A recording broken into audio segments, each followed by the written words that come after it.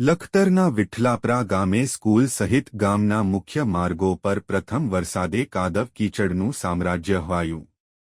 લખતર તાલુકાના વિઠલાપરા ગામે પ્રથમ વરસાદે બાળકોને સ્કૂલે જવાના માર્ગ પર કાદવ કીચડનું સામ્રાજ્ય હવાયું છે.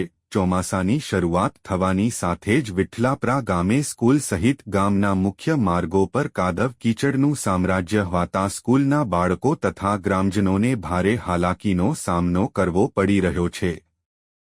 હાલ બાળકો કાદવ કીચડમાંથી પસાર થઈ પ્રાથમિક શાળાએ ભણવા જવા માટે મજબૂર બન્યા છે, જેને લઈને બાળકોમાં રોગચાળો ફેલાવાની શક્યતાઓ સેવાઈ હતી.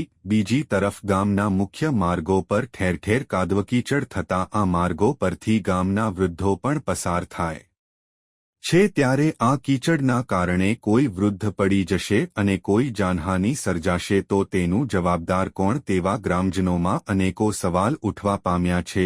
પ્રથમ વરસાદે સમગ્ર ગામમાં કાદવ કીચડ થતા ગ્રામજનોમાં ભારોભાર રોષ જોવા મળ્યો હતો, ત્યારે આ કાદવ કીચડ ખાડા ખાબોચિયાના કારણે ગામમાં કોઈ રોગચાળો ફેલાય અથવા બાળકોમાં કોઈ જાનહાનિ સર્જાય તે પહેલા ગ્રામ પંચાયત દ્વારા આ માર્ગોને યોગ્ય બુરાણ રિપેરિંગ કરી કાદવ કીચડ દૂર કરવામાં આવે તેવી ગ્રામજનોમાં માંગ ઉઠવા પામી છે.